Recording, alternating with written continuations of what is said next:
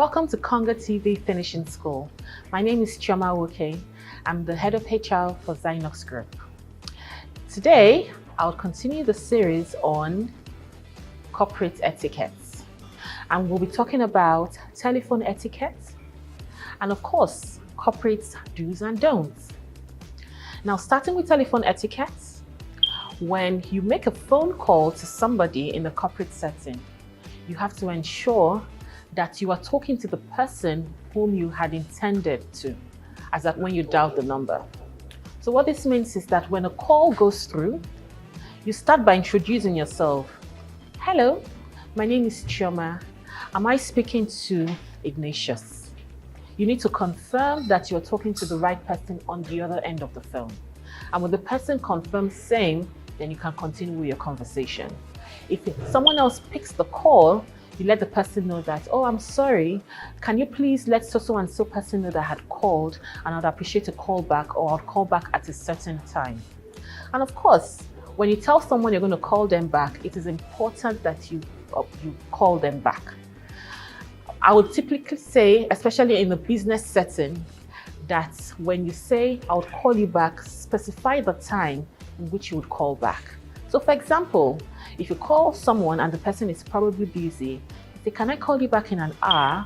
An hour from 9 o'clock is 10 o'clock. And then at 10 o'clock, you set an alarm on your phone. So at 10 o'clock, you give the person a call. Now, when you do that, the other person would consider the fact that you respect their time, and it also shows that you also keep to time as an individual. Now, aside from that, in a corporate setting, when you are talking on the phone, you need to be audible. You need to speak up so that the other person on the other line can hear you. I talked about doing meetings. It also applies to telephone conversations. If you're eating and you're on the phone, and the other person would know that you're eating or you're drinking something, and it comes across as being rude. Now, when you're in the office and you receive a private call, you have to make sure that you keep it brief and simple. Simply let the person know that you are working and you would call the person back. Except if it's an emergency, then you can step out and then take the call. When you're in the office, your ringtone should be moderate. It shouldn't be loud. And also make sure that you have a work-appropriate ringtone. There's some phones that ring in the office and you wonder what is going on here. You don't know if something is about to happen, and everyone is just like, okay. Now, because when you're in the workspace, people are concentrating, they're working. If your phone is really loud, it can distract someone from their train of thoughts, and you don't want that as an individual in the corporate space. When you're on the phone, it's important that you keep your voice at a reasonable decibel. You don't scream while you're on the phone, because it doesn't make a difference if you're screaming or if you're talking. Just make sure you're audible and the other person would hear you properly. Now, when you're interacting on the phone, you have to ensure that you pass your message across politely. And also, when you're done talking to the person, you have to end the conversation. You just don't drop the call.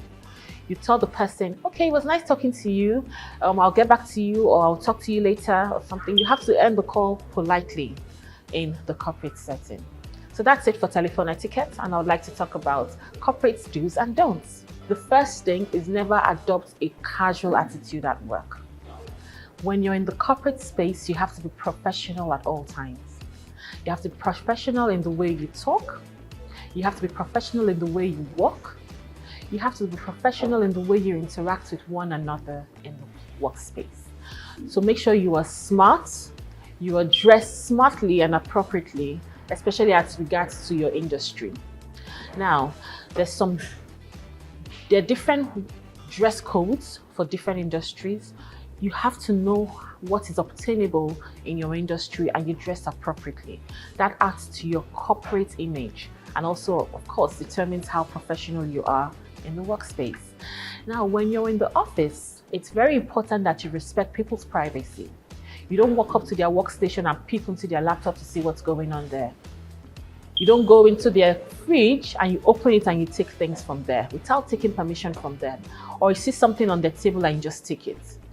You need to respect people's privacy in the workspace and also respect their things. Another thing is that when you're in the workplace, it's very important, like I talked about earlier on telephone etiquette, it's very important that your phone is on silent or vibrate, especially because you might be called into a meeting and you might forget to put it on vibrate. So it's best practice that you put your phone on vibrate, it's close to you and you're conscious of it. A lot of times people use the smartwatch, so when the phone is ringing, they're conscious of it and they're aware, and then they can pick their calls. Just try as much as possible to reduce the noise around you. Another thing is that you stay away from nasty politics in the office. It's not good to gossip. I said that keep your private life private and away from the office. And also stay away from gossip. It doesn't speak well of you if you were known as a gossip in the office. Then you also need to avoid playing the blame game. You take responsibility for whatever actions that you do in the office. If you are supposed to do something, irrespective of the outcome, whether it's good or it's bad, you need to take responsibility for it, own up to it. That shows that you have integrity, and that is very, very key and fundamental when it comes to etiquette in the workplace.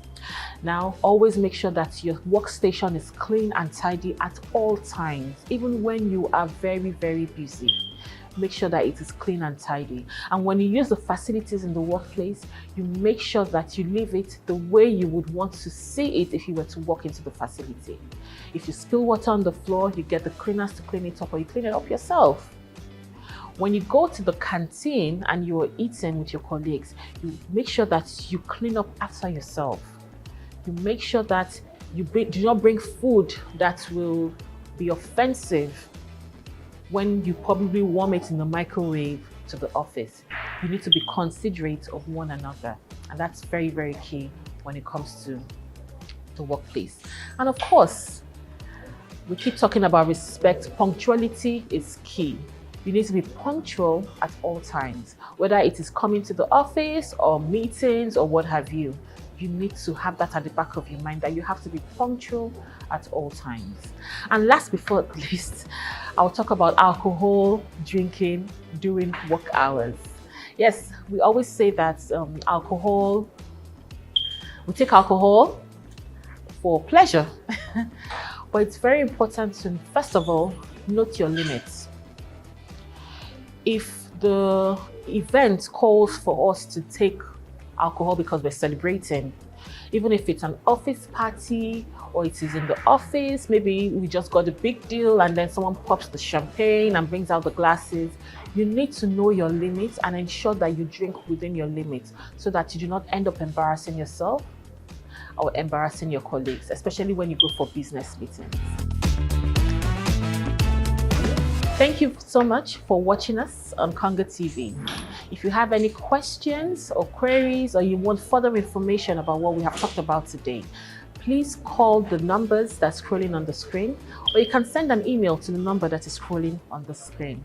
I'd also ask that you kindly follow us on social media and also subscribe to our YouTube channel to get premium content from KongaTV. Thank you so much and have a lovely day.